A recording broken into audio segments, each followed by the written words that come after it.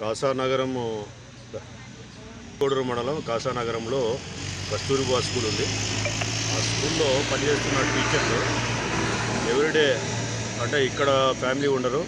కొంతమంది బద్వేలు, కొంతమంది పూర్వమామలు ఎట్లా ఉంటారు. పూర్వమామల్లో ఎక్కువ మంది ఉన్నారు. పూర్వమామల నుండి అప్ అండ్ డౌన్ చేస్తూ ఇక్కడ డ్యూటీ అయిపోయిన తర్వాత మళ్ళీ పోవడం జరుగుతూ ఉంటుంది. వాళ్ళ ట్రాన్స్పోర్టేషన్ వచ్చి ఇక్కడ రోడ్డు మీదకి వస్తే ఏదో ఆటో కానీ లేదా ఏ వెహికల్ అవైలబుల్ ఉంటే ఏ వెహికల్ ఆ టైంలో ఆపితే కనుక ఆ వెహికల్ ఎక్కేసి పోతూ ఉంటారు దగ్గర కాబట్టి. నిన్న యథావిధిగా వాళ్ళు డ్యూటీ ముగించుకొని రోడ్డు మీదకి వచ్చిన తర్వాత వరలక్ష్మమ్మ అని చెప్పి ఆమెతోటి ఇంకా ముగ్గురు టీచర్లంతా రోడ్డు మీదకి వచ్చారు. నలుగురు కూడా పూర్వమామలకు ప్రయాణం చేయాలని చెప్పి వెహికల్ కోసము వెయిట్ చేస్తూ ఉంటే ఒక కారు వచ్చింది. కారు వచ్చి ఒక ఇండికా కారు కానీ లేదంటే చిన్న మారుతి జెన్ కావచ్చు, 100 కావచ్చు, మారుతి 800 కావచ్చు. ఆ కారు ముందుగానే ఆపి ఉండి దాంట్లో వెనక ముగ్గురు లేడీసు, ముందర డ్రైవర్ పక్కన ఒక జెంట్ ఉన్నాడని చెప్పి చెప్తున్నారు.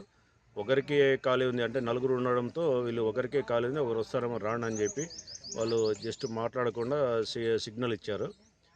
ఒకరికే ఉందని చెప్పి ఒక ఏళ్ళు చూపించే సరే అని చెప్పి ఈమె అర్జెంట్ పని ఉండి కారులో వరలక్ష్మమ్మ 55 ఇయర్స్ ఉంటాయి, ఇక్కడ టీచర్ ఆమె కారు ఎక్కిన తర్వాత ఇరుక్కొని కూర్చుంది. ముగ్గురు ఉన్నారు ఆల్రెడీ కాబట్టి ఇరుక్కొని వెనక కూర్చొని కొద్దిగా ఇబ్బందిగానే కొద్ది దూరం ప్రయాణం చేశాను. జస్ట్ 5-10 మినిట్స్ ప్రయాణం చేసిన తర్వాత ఆమె కారులో కూర్చున్న సమయంలో వాళ్ళ భాష, వాళ్ళ ప్రవర్తన, కొన్ని వాళ్ళ చూపులు అవన్నీ కూడా కొద్దిగా తేడాగా అనిపించి భయపడిపోయి ఆపమని చెప్పింది. ఐత్రంపేట సమీపంలో ఆగి కారు ఆపుగా అక్కడ దిగేసింది. ఆమె దిగిన తర్వాత కారు వెళ్ళిపోయింది. ఆమె దిగి నడుచుకుంటా ఒక 4 అడుగులు వేస్తే ఒక దాంట్లో ఆమెకి మెడలో వేసుకున్న తాలిబొట్టు సరుడుకు సంబంధించిన తాళి, తర్వాత పూసలు, నల్ల పూసలు, తర్వాత బంగారు గుండ్లు అవి ఉంటాయి కదా, అవి కింద పడడంతో ఆమెకు డౌట్ వచ్చి చెక్ చేసుకుంటే చైన్ మిస్సింగ్ అయింది.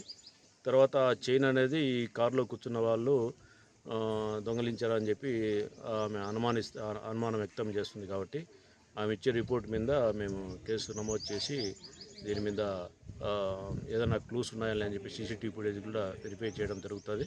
దీన్ని డిటెక్ట్ చేయడానికి ప్రయత్నం చేస్తున్నాము. అలాగే మేము చెప్పేది ఏంటంటే అపరిచిత వ్యక్తుల కారు కానీ మోటార్ సైకిల్ కానీ ఈ లేడీస్ కాబట్టి ఆపిన వెంటనే వీళ్ళు వాళ్ళ వెంట పోకోకుండా ఆలోచించాలి. ఎందుకంటే అక్కడ పోవడం అనేది వెరీ డేంజరు. కొంతమంది ఈ బంగారు కోసము వాళ్ళ దగ్గర ఉన్న విలువైన వస్తువుల కోసము అవి తీసుకొని మళ్ళీ వీళ్ళు ఎక్కడ చెప్తారో అని చెప్పి వాళ్ళని చంపి పడేసి కూడా జరిగిన సంఘటనలు చాలా ఉన్నాయి. కాబట్టి ఇట్లా పోవడం అనేది కరెక్ట్ కాదని చెప్పి చెప్తున్నాము.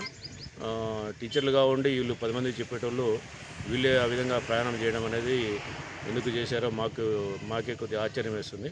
అలా ఎవరు కూడా చేయకూడదని చెప్పి ఈ సందర్భంగా తెలియజేస్తున్నాము. దీన్ని త్వరలోనే డిటెక్ట్ చేయడానికి ప్రయత్నం చేస్తున్నాం.